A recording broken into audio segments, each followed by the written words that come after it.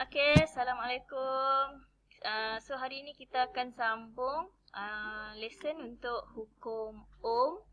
Okay, dekat sekolah tu cikgu dah ajar dah untuk tajuk arus, tajuk beza keupayaan. Kalau kita nak imbas balik, arus tu maksud dia kadar pengaliran cas. Tidak? Q sama dengan IT. Dan kalau beza keupayaan pula yang kita dah belajar adalah kerja yang dilakukan untuk menggerakkan satu kolom cas merentasi dua titik dalam satu litar elektrik. Okay. So kita dah belajar arus, kita dah belajar beza keupayaan. So untuk hukum Ohm kita nak tengok hubungan di antara arus dan beza keupayaan.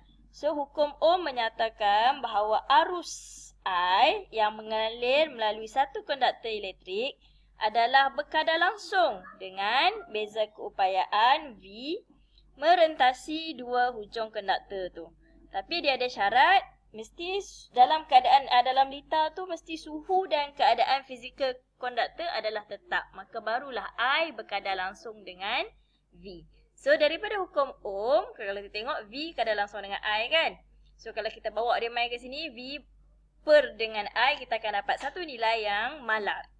Okay, dan kalau kita lukiskan graf V melawan I, bila kita kata nilai pemalar, maksud kita akan dapat satu kecerunan graf yang malar.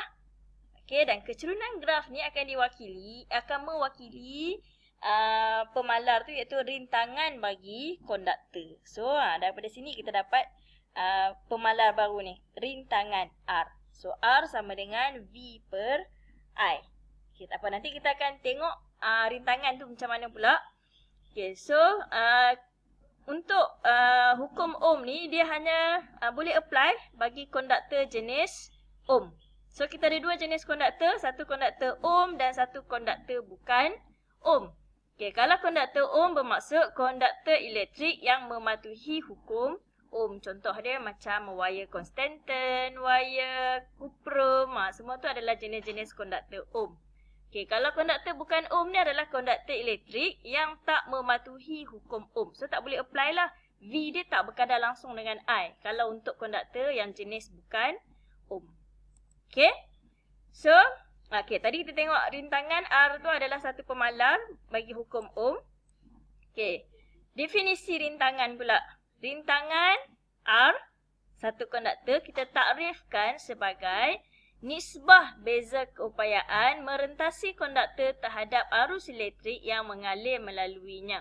So, setiap satu konduktor dia mesti ada nilai rintangan dia masing-masing. Dan bagi rintangan V per I, so kalau unit SI untuk V adalah volt lah. Unit SI untuk current I adalah ampere. So, nilai unit untuk rintangan ialah volt per ampere, ataupun dia ada unit khas dia kita sebut sebagai ohm. Maksudnya pernah belajar dah masa RBT ke KH dulu kot. Sains form 3 pun dah belajar dah benda ni. So ni adalah simbol untuk ohm. Okay, simbol macam cap tu. Okay, so kalau kita nak lakarkan graf, kita untuk graf bagi konduktor ohm, kita untuk graf V melawan I, so kita akan dapat graf garis lurus menunjukkan kecerunan dia adalah malar. So nilai pemalar ni ataupun nilai kecerunan ni adalah mewakili rintangan dia lah. Okay, kalau konduktor bukan Ohm, okay, kita tak dapat kecerunan, tak dapat garis lurus. Kita tak dapat graf garis lurus yang berkadar langsung. So nilai dia boleh nampak kecerunan dia semakin meningkat. Okay, so ini menunjukkan rintangan dia akan meningkat bila bertambahnya arus.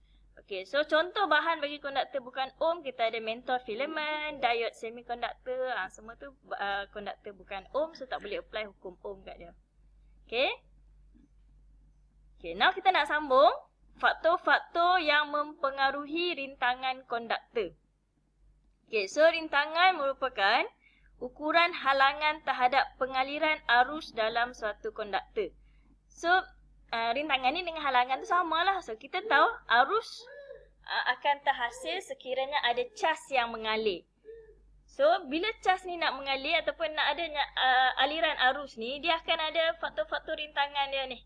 Faktor yang boleh mempengaruhi rintangan. So yang kita nak bincang sekarang ni, so kita ada 4 faktor yang boleh mempengaruhi rintangan, iaitu panjang konduktor, luas keratan rentas ataupun luas keratan rentas daripada tu sama juga maksud dia diameter konduktor, ketebalan konduktor.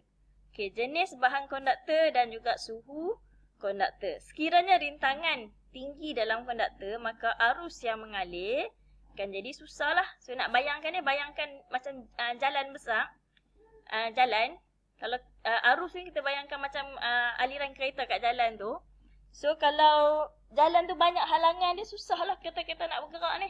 So macam tu lah juga rintangan dengan arus ni. Okey, Ustaz.